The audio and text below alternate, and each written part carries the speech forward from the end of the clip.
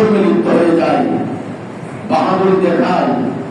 কিন্তু একটা বার সবাই নিজের বিবেককে প্রশ্ন করি যে আমরা যে শক্তি প্রয়োগ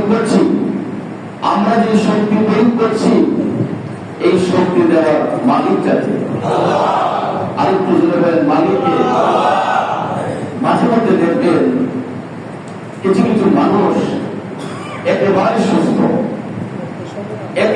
সুস্থ, হঠাৎ করে দেখবেন বিজ্ঞান নাম দিয়েছে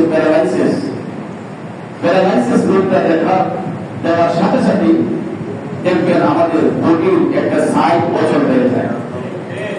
খুব ক্ষমতাবান ব্যক্তি, তা সত্ত্বেও দেখবেন মহান মালিক যখন আমাদের উপর কোনো কারণে নারাজ হয়ে যান, আমাদের দেহের একটা সাইড অচল হয়ে যায়। লক্ষ লক্ষ টাকা খরচ করতে পারি, ডাক্তার সাহেবের কাছে গিয়ে ফিজিওথেরাপি দিলেও দেখবেন যে হাত বছর হয়ে যায়। যতই এটার মধ্যে মলম বসাই না কেন, যতই মেডিসিন ব্যবহার করি না কেন, যদি মালিক রাজি না হয়, এই হাতকে সোজা করার মতো শক্তি পৃথিবীর কোন বিজ্ঞানীর নাই, কোন ডাক্তার সাহেবের নাই, কোন মহিলা সাহেবের নাই। কথা বলেন ঠিক আছে? এই জন্য মাঝে মধ্যে কিছু কিছু সিমটম দ্বারা আমাদেরকে অবগত করা যে বান্দা, এই দুনিয়াটাকে তোমরা চিরস্থায়ী মনে করো না, দুনিয়াটাকে তোমরা আসল জিন্দেগির কারখানা মনে করো না। কারণ এই দুনিয়া ছেড়ে যাওয়ার পরেও তোমাদেরকে আরেকটা জগৎ অতিবাহিত করতে হবে। আর সেই বড় জগতে তোমরা কতদিন থাকবা, এর গ্যারান্টি পৃথিবীর কোন মুফতি মুহাদ্দিস দিতে পারবে?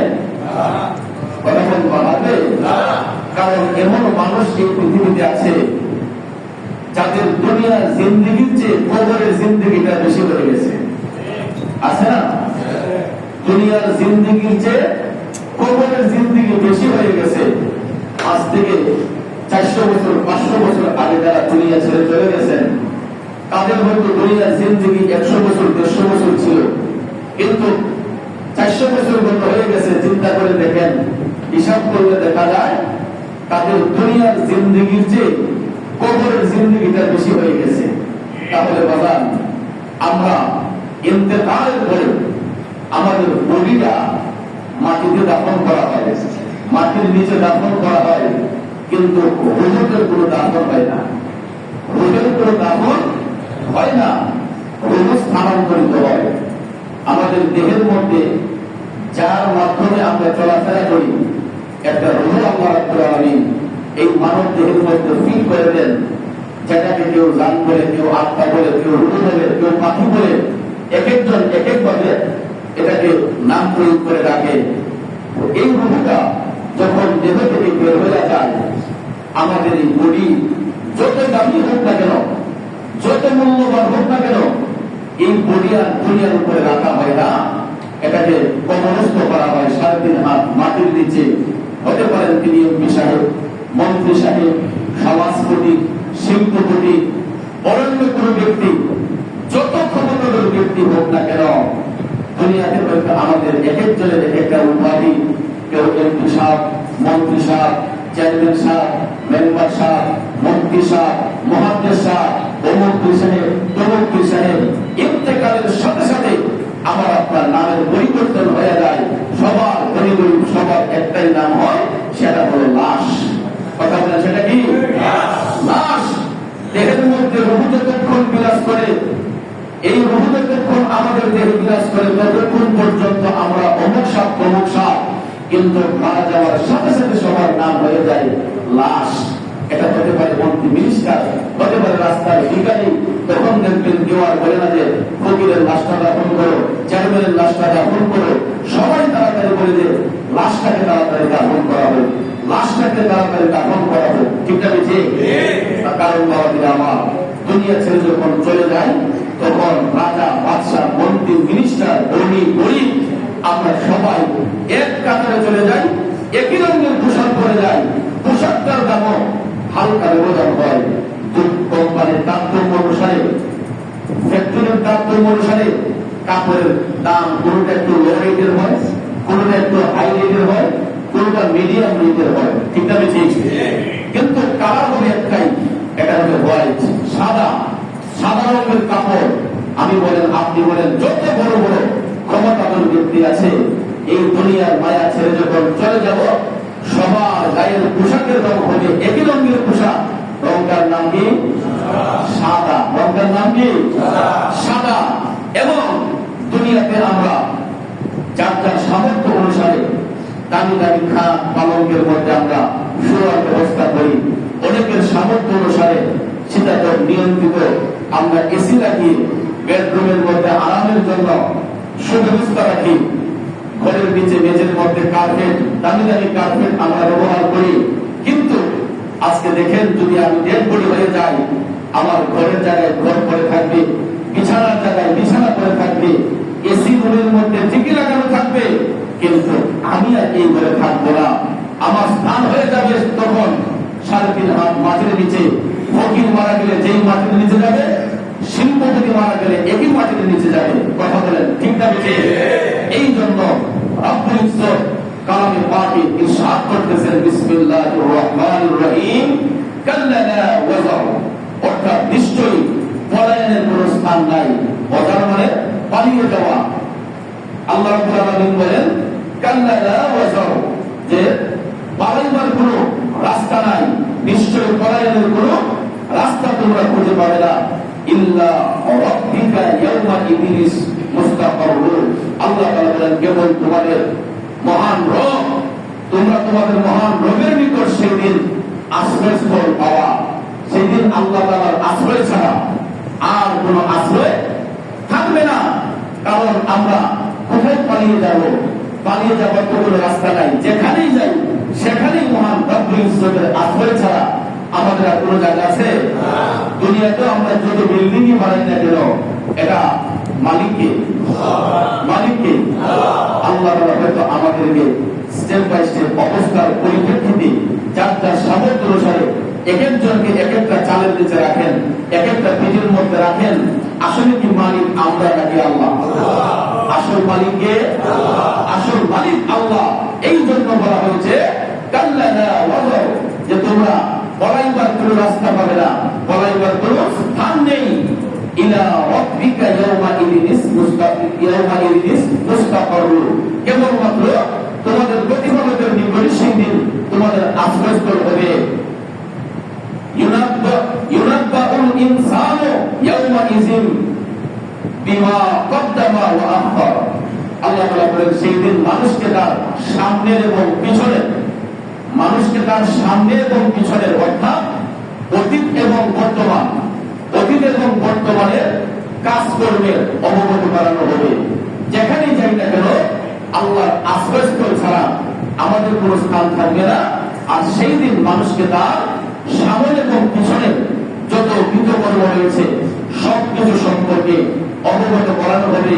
তার আমল নামাকে সামনে আনা হবে, যে দেখো তোমাকে তো আমি মায়া করে সৃষ্টি করেছি, তোমাকে যে রূপ দিয়েছি, আল্লাহ বলবে বান্দা এই রূপ তো আমি পৃথিবীতে আর কাউকে দেই নাই। আমার তাসবিহ আদায়ের জন্য, আমার প্রশংসার জন্য আমি তোমাকে যে রূপ দিয়েছি, পৃথিবীতে তো এই রূপ আমি আর কাউকে দেই নাই। নাকি দিয়েছেন? আপনারা দেখেন আল্লাহ রাব্বুল আলামিন মানুষ জাতিকে কত মহব্বত করেছেন, ভালোবেসেছেন।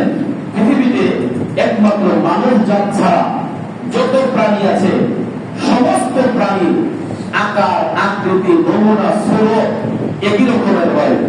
যদিও ওজনে একটু কম বেশি হয়, কালারে ডিফারেন্স হয়, কিন্তু স্বরূপের কোনো পরিবর্তন নাই। একটা গরু বলেন, মহিষ বলেন, হাঁস বলেন, মোরগ বলেন, গরু বলেন, ছাগল বলেন, দুম্বা বলেন, ঘোড়া বলেন, যত প্রাণী আছে এইগুলা স্বরূপের কোনো পরিবর্তন আছে? স্বরূপ একই রকম, ওজনে হয়তো কম বেশি হয়, কিন্তু স্বরূপের কোনো পরিবর্তন নাই। একমাত্র একটা মাত্র প্রাণী পৃথিবীতে, একটা মাত্র জাতি আছে যাদের আকার, আকৃতি, নমুনা সব একই রকম, কিন্তু স্বরূপে ভিন্ন। স্বরূপে ভিন্ন। এক্সাম্পল, মনে করেন আমার নাক আছে, আপনার নাক আছে, আমার কান আছে, আপনার কান আছে, আমার কপাল আছে, আপনার কপাল আছে, আমার চোখ আছে, আপনার চোখ আছে, আমার গাল আছে, আপনার গাল আছে। এরকম ভাবে একটা মানুষ গঠন করতে গিয়ে যা যা কিছু দরকার সব কিছু স্বয়ং সম্পূর্ণ করে আল্লাহ তাআলা একটা মানুষ পৃথিবীর মধ্যে জন্মগ্রহণ করান। কিন্তু জন্মগ্রহণ করলেও দেখবেন যতটা মানুষ ততটা রূপ। আমরা আল্লাহর ঘর মসজিদে বর্তমানে যতগুলো মানুষ আসছি, দেখেন আমাদের অল বডি কমপ্লিট রয়েছে, হাত পা নাক চোখ মুখ সবকিছু কমপ্লিট। কিন্তু বলেন তো কারোর চেহারার সাথে তার চেহারার কোনো মিল আছে? আপনারা বলেন আছে? এখানে মাওলানা আবু তালহা আল্লাহ তাআলা ওনাকে যেই রূপ দিয়ে বানিয়েছেন এটা শুধু ওনার জন্য প্রযোজ্য। পৃথিবী ঘুরে দেখেন আরেকটা মাওলানা আবু তালহা খুঁজে পাবেন না। এরকম ভাবে এখানে আমরা যে যে নামের ব্যক্তি আছি, আপনি পৃথিবী ঘুরে দেখেন আপনার চেহারার মতো আরেকটা চেহারা হুবহু পৃথিবী ঘুরে পাবেন না। এখন চিন্তা করেন পৃথিবীতে কত বিলিয়ন মানুষ আল্লাহ তাআলা সৃষ্টি করেছেন। তিনি সেই মালিক, তিনি সেই কারিগর, যতটা মানুষ বানিয়েছেন ততটা রূপ দিয়েছেন, যতটা মানুষ বানিয়েছেন ততটা রূপ দিয়েছেন। অতটা দেখেন একটা পরিবারে 3 জন 4 জন 5 জন সদস্য আমরা চলাফেরা করি, আমরা উঠা বসা করি, একই পাতিলের খাবার দাবার খাই। কিন্তু একজন বাবা যদিও 3টা 4টা সন্তান জন্ম দেয়, কিন্তু বাবার চেহারার সাথে তার একটা সন্তানের চেহারার মিল নাই। মায়ের পেস কাটিংয়ের সঙ্গে একটা সন্তানের ফেসের কোনো মিল নাই। আছে বলেন? কারণ আমার আল্লাহ সেই আল্লাহ, তিনি এক একটা মানুষকে এক একটা রূপ দিয়ে বানিয়েছেন, এক একটা মানুষকে এক একটা রূপ দিয়ে বানিয়েছেন। এই জন্য কাল কিয়ামতের ময়দানে যেই দিন আমার আল্লাহ হাজির হয়ে বিচার কার্য করবেন, আল্লাহ তাআলা প্রত্যেকটা বান্দাকে জিজ্ঞেস করবে, আল্লাহ আমি তো তোমাকে উত্তম রূপ দিয়েছি, আমি তোমাকে সুরত দিয়েছি, তোমাকে আমি সুন্দর আকৃতি গঠন করে দিয়েছি, তুমি কি করেছো? তখন আমল নামাগুলো চোখের সামনে বসানো হবে। হতে পারে সেটা নেক আমল, হতে পারে সেটা বদ আমল। নেক আমল বদ আমল যখন সামনে হাজির করা হবে, তখন এটাকে মিজানের পাল্লায় উঠানো হবে। আসলের ময়দানে আমাদের আমল নামা মিজানের পাল্লায় উঠানো হওয়ার পরে দেখা যাবে বেশিরভাগ মানুষই তাদের গুনার পাল্লা ভারী হয়ে যাবে, গুনার পাল্লা ভারী হয়ে যাবে। সেই দিন ভাই আমার মদিনার কামলিওয়ালা নবী, মায়ার নবী, দয়ার নবী, মহান মালিকের দরবারে সিজদা অবনত হয়ে রাসূল সেদিন কাঁদতেন, ইয়া রাব্বি হাবলি উম্মতি, ইয়া রাব্বি হাবলি উম্মতি। ও মালিক, আমার উম্মত গুনাহ করেছে, ভুল করেছে, আল্লাহ তুমি তাকে ক্ষমা করে দাও। হাজারটা অপরাধ করার পরেও দয়াল নবী যেই দিন সিজদা অবনত হয়ে মহান মালিকের দরবারে সেই কিয়ামতের ময়দানে কান্না করবেন, আল্লাহ তাআলা নবীর ওসিলায় সমস্ত উম্মতকে ক্ষমা করে দিবেন। যেই নবীর ওসিলায়, যেই নবীর ওসিলায় আমাদের ক্ষমার ব্যবস্থা হয়, যেই নবীর ওসিলায় আমাদের পাপের মার্জনা হয়, ওই নবীকে চিনা দরকার আছে না নাই? চিনা দরকার আছে না নাই? নাকি নবীকে সাংবাদিক বলে একদম হালকা করে দিবেন? রসুল কি সবই সাংবাদিক? এখন তো দেখা যায় কেউ কেউ আমার রসুলকে সাংবাদিক বলেন যে উনি তো সাংবাদিক, আল্লাহর পক্ষ থেকে তিনি সংবাদ গ্রহণের জন্য আল্লাহ পাঠিয়েছেন। বলুন আপনারা আমার মদিনার কামলিওয়ালা নবীর শানে এরকম সাধারণ অর্থ যদি কেউ প্রয়োগ করে, এই কথার মধ্যে কোনো আদরের লেশ থাকে? কথা বলে থাকে? কারণ ভাইয়ের আমার রাসূল পৃথিবীতে এসেছেন সত্য প্রচারের জন্য, সুসংবাদ দেওয়ার জন্য। তাই বলে রাসূলকে সাধারণ লোকে ব্যবহার করা যাবে না, সাধারণ উপাধিতে রাসূলকে মেনশন করা যাবে না। কারণ আমাদের দেশে অনেক করাপশন হয়েছেন, জার্নালিস্ট হয়েছেন, যারা সংবাদ প্রচার করেন। ভাইয়ের আমার, বন্ধুরা আমার, যারা সংবাদ কর্মী, তারা সাংবাদিক, তারা সম্মান অধিকারী। কিন্তু আমাদের দেশের সাধারণ সাংবাদিক ভাইদের সাথে আমার রাসূলের নাম যদি সাংবাদিক ব্যবহার করা হয়, এই কথার মধ্যে কোনো আদর থাকে? কারণ সাধারণ কোন লক্ষ্য, সাধারণ কোন উপাধি হুজুর পাক সাল্লাল্লাহু আলাইহি ওয়াসাল্লামের নামের সাথে ব্যবহার করা, এটা মার্জনীয়। কথা বলেন ঠিক না? ব্যবহার করা যাবে না। কারণ আমাদের নামের আগে ব্যবহার হয় জনাব। জনাব হচ্ছে একটা সম্মানিত উপাধি। জনাব এটা একটা সম্মানিত উপাধি। আমার নামের আগে লিখবেন জনাব, আপনার নামের আগে জনাব, ওনার নামের আগে জনাব, আরেকজনের নামের আগে জনাব। যদিও সম্মানী করতে ব্যবহৃত হয়, আমার রাসূল করিম সাল্লাল্লাহু আলাইহি ওয়াসাল্লামের নামের আগে যদি কেউ জনাব মুহাম্মদ ব্যবহার করে, তাহলে এই কথার মধ্যে কোনো আদর থাকে? বলেন থাকে? আমিও জনাব, রাসূলও জনাব, তাইলে এটার মধ্যে কোনো আদর থাকে না। কারণ আমার রাসূলের সঙ্গে পৃথিবীর কোনো সৃষ্টির তুলনা হইতে পারে না। কারণ রাসূল হচ্ছেন বেনজির বেমিসাল। আমার নবীর সঙ্গে কারো কোনো উপমা নাই, কারো কোনো তুলনা নাই। কারণ তিনি আল্লাহর হাবিব, যার উপাধি হলো রাহমাতাল লিল আলামিন। ওই নবী শুধু এখনো উম্মতি বলে কাঁদলেন। তাহলে রাসূল তো নিজের জন্য কান্নার কোনো প্রয়োজন নাই, কারণ তিনি আল্লাহর হাবিব। নবীগণ হচ্ছেন মাসুম, নিষ্পাপ, তাদের আমল কোনো গুণ নেই। কিন্তু ইদানিং কিছু কিছু ব্যক্তিরা তাদের লেখনীর মধ্যে, কথার মধ্যে বলে যে নবীগুলো দুষ্কৃতি থেকে আলাদা নয়। নবীদেরও নাকি দুষ্কৃতি রয়েছে, তারা নাকি ন্যায় বিচার করতে পারেন নাই যতক্ষণ আল্লাহর হুকুম না আসে। ভাইয়ের আমার, এইরকম ভাবে বিশ্রী বিশ্রী পাবেন যারা নবীদের সঙ্গে ব্যবহার করে, এরা কখনো মুমিন হতে পারে না, এরা কখনো তাকওয়াবান হতে পারে না। কারণ তাদের ঈমানের মধ্যে বড় রয়েছে। কথা বলেন ঠিক না? কারণ সাধারণ কোন উপাধি, সাধারণ কোন লকব রাসূল করিম সাল্লাল্লাহু আলাইহি ওয়াসাল্লামের নামের আগে এটা ব্যবহার করা যাবে না। কারণ তিনি আল্লাহর হাবিব, রাহমাতাল লিল আলামিন। আল্লাহ তাআলা বলেছেন ওয়া রাফা'না লাকা যিকরাক, ও হাবিব আপনার ইজ্জত, আপনার প্রশংসা আমি আল্লাহ বুলন্দ করেছি। এই জন্য ওই নবী এখনো পর্যন্ত সবুজ গম্বুজের নিচে শুয়ে শুয়ে রওজায়ে তাহারে আমার রাসূল এখনো উম্মতি উম্মতি বলে কান্না করেন। রাসূল নিজের জন্য কান্নার প্রয়োজন নাই। এই জন্য কবি লিখেছেন, আরে নিজের জন্য দয়ার নবী একটু কাঁদে নাই, নিজের জন্য মায়ার নবী একটু কাঁদে নাই, এখনো কাঁদে নবী উম্মতের মায়ায়, উম্মতের মায়ায়। কথা বলেন ঠিক না? বুঝে আমার মদিনার কামনেওয়ালা নবী এখনো উম্মতি উম্মতি বলে কামনেন। কারণ ভাইয়ের আমার, বন্ধুরা আমার, রাসূল করিম সাল্লাল্লাহু আলাইহি ওয়াসাল্লাম হাসরের ময়দানে আল্লাহ যেদিন বিচার করবেন, আমার রাসূল ওই দিন সুপ্রিম পাওয়ার নিয়ে আল্লাহ রাব্বুল আলামিনের কাছে সুপারিশকারী নিযুক্ত হবেন। আল্লাহ তাআলা সূরা আল্লাহ রাব্বুল আলামিন আয়াতুল কুরসির মধ্যবর্তী অংশে স্পষ্ট করে বলে দিয়েছেন, মান যাল্লাযী ইয়াশফাউ ইনদাহু ইল্লা বিইذনি। কে আছে সেই দিন আমার অনুমতি ব্যতীত আমি আল্লাহর কাছে তোমরা সুপারিশ করবা।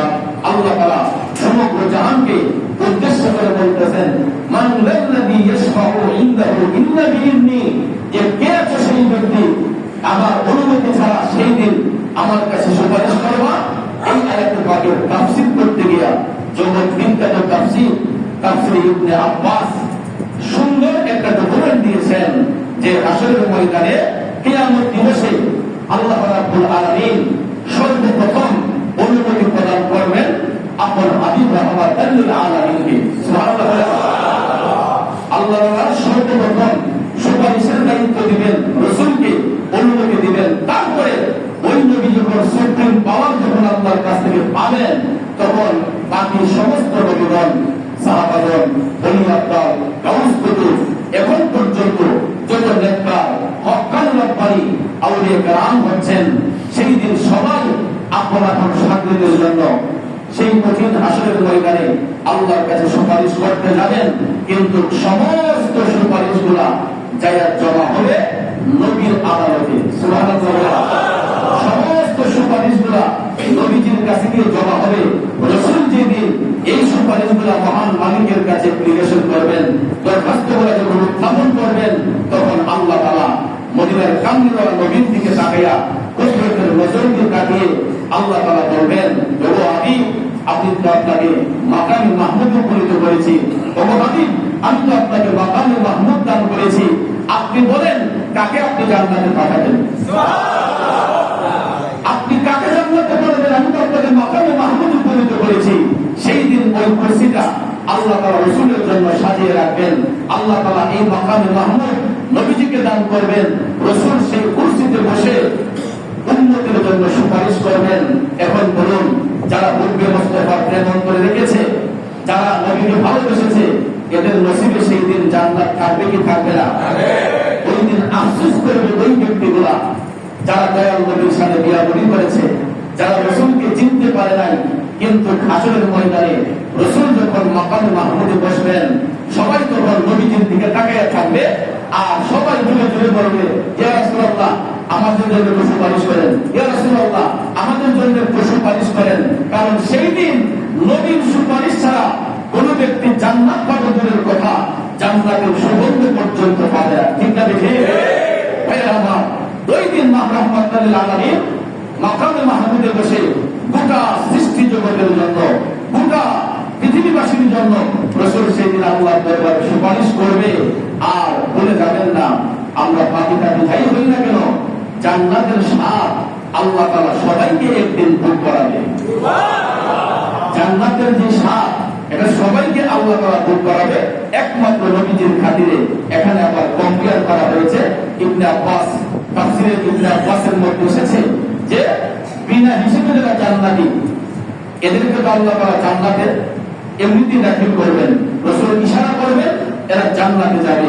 আর যারা জাহান্নাম থেকে সাজা ভোগ করে নবীজির সুপারিশের কারণে জান্নাতে গিয়েছে, এরা যখন জান্নাতে প্রবেশ করবে, এরা গিয়ে বিনা হিসেবে যারা জান্নাতি, এদের সঙ্গে সেদিন মার্কেটিং করতে চাইবে। কিন্তু এরা এই মার্কেটিং করার সুযোগ পাবে না, কারণ জাহান্নামের সাজা ভোগ করে যারা জান্নাতের স্বাদ গ্রহণ করবে, এদের পিঠের বাম পাঁজরের হাড্ডির নিচে, বাম পাঁজরের হাড্ডির নিচে একটা কালো রেখা থাকবে, শিল থাকবে, মোহর থাকবে। কারণ একটা কালো দাগ থাকবে। জাহান্নাম থেকে যারা উঠে জান্নাতের স্বাদ গ্রহণ করবে, এদের বাম পাঁজরের পিঠের মধ্যে একটা কালো মোহর থাকবে, শিল থাকবে।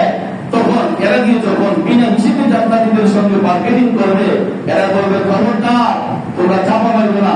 তখন এরা বলবে কেন, আমরা তো জান্নাতি, যে তোমরা জাহান্নাম থেকে এসেছো, প্রমাণ হয় দেখি তোমাদের পিঠটা। তখন তাদের পিঠের মধ্যে দেখানো হবে যে এই দেখো তুমি তো জাহান্নাম থেকে এসেছো, তোমার পিঠের মধ্যে মোহর মারা আছে, শিল মারা আছে। তখন এরা লজ্জিত হয়ে যাবে, এরা তখন আর মার্কেটিং করার সুযোগ পাবে না।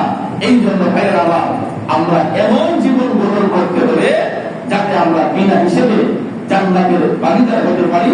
আর এটা হওয়া একেবারে সহজ, যদি আমাদের অন্তর চক্ষুটাকে পরিষ্কার করতে পারি, আত্মাটাকে শুদ্ধ করতে পারি, নেক আমল যদি করে যেতে পারি, নবীজির গোলামি যদি সঠিকভাবে করতে পারি, আল্লাহর সন্তুষ্টি অটোমেটিকলি আসবে।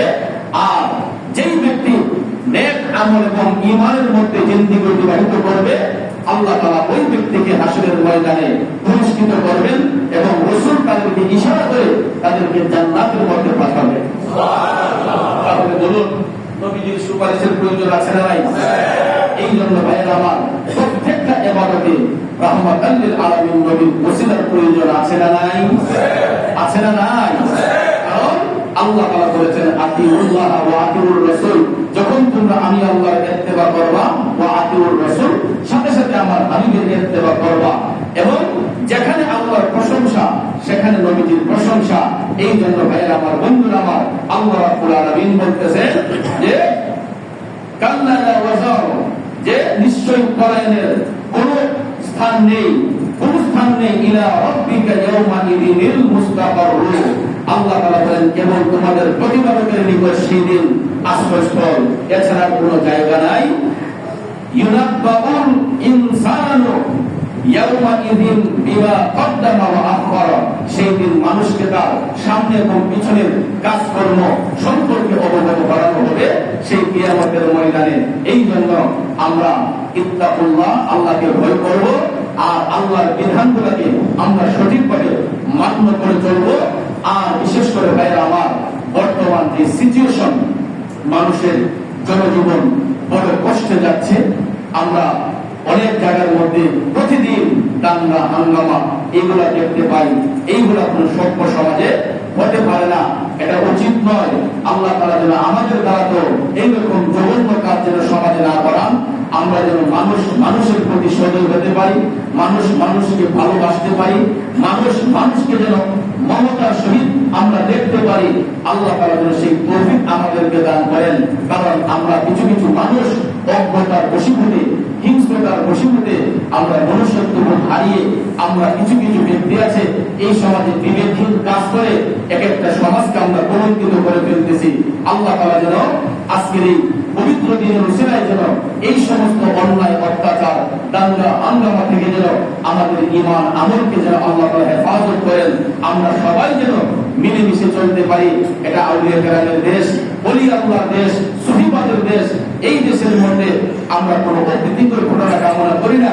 আল্লাহ তাআলা যেন আউলিয়া কেরামের উসিলায়, দয়াল নবীর উসিলায় যেন আমাদের এই স্বাধীন সোনার বাংলাদেশে রহমতের জরিয়া বর্ষণ করেন। আমরা সকলে বলি আমিন। মা আসসালাম। আসসালামু আলাইকুম ওয়া রাহমাতুল্লাহি ওয়া বারাকাতুহু। যারা সুন্নাত পড়িলেন 4 রাকাত কাবলাতুল আদায় করে নিন। ধন্যবাদ।